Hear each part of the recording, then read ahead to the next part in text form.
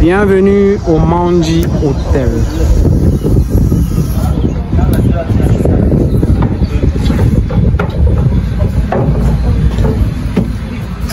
Cambos, ça va aller? Non, t'inquiète.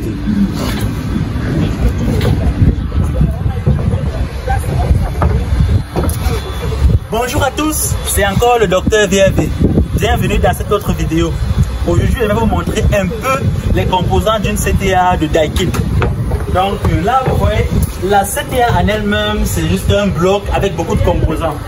Le circuit de l'air commence comment? Pour le circuit de l'air, vous voyez là, c'est la prise d'air.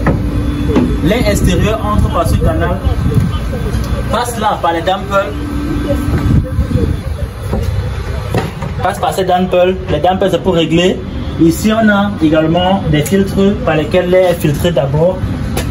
Puis, ça passe par la batterie. Vous voyez là, ce grand fourrage, c'est la batterie froide. Ça passe par la batterie froide.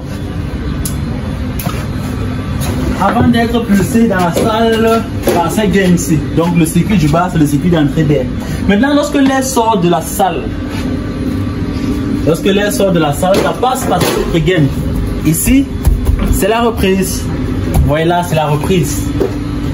L'air repris est tiré par ce ventilateur de reprise.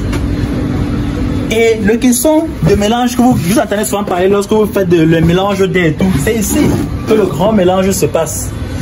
L'air qui revient de la salle, qui est tiré par ce ventilateur, revient donc à ce niveau-ci. Le mélange est le fait des deux dampers. C'est un registre de réglage. Vous voyez ici? Si l'air vient et ça entre comme ça, on est là au niveau de la reprise d'air neuf. Donc on prend une partie de l'air qui passe par ce registre, ça entre dans ce caisson, ça se mélange à de l'air extérieur et c'est tout ça qui revient filtré, refroidi avant d'être pulsé dans la salle. Donc c'est un peu ça. Vous voyez qu'en fonction de l'ouverture de la fermeture, vous pouvez doser quel est le pourcentage d'air neuf que vous voulez. Est-ce que vous voulez, si on veut fonctionner en 100% d'air neuf, on ferme juste ce registre-ci et on ne prend plus de l'air à l'extérieur. Maintenant, si on veut fonctionner à 50-50, on ouvre ça moitié, ça moitié. Si on veut fonctionner à 70%, on ouvre ça plus que le damper de rejet. Donc c'est un peu comme ça qu'on manage un peu l'air dans une CTA. Et les autres composants maintenant, comment est-ce que le circuit en lui-même, le circuit de refroidissement, ça se passe comment? Ça passe par des détendeurs. Vous voyez, si vous voyez les détendeurs, c'est un peu flou, je ne sais pas sûr que vous pouvez bien voir. Les détendeurs sont là à l'intérieur. Voilà les détendeurs. On a les détendeurs. Les détendeurs sont reliés à la batterie froide. Mais tout le cerveau est piloté par ce qu'on appelle des boîtes de détente. Voici. Vous voyez, ces boîtes sont des boîtes de détente. Ce sont ces boîtes qui communiquent avec le groupe VRV à l'extérieur pour pouvoir piloter le détendeur ou mettre en marche le groupe VRV pour la production du froid, ventilateur et tous les autres équipements. Mais la tête même de la CTA, la centrale même de la CTA, c'est cette boîte de commande. Vous voyez ici, on peut commander la CTA de plusieurs manières.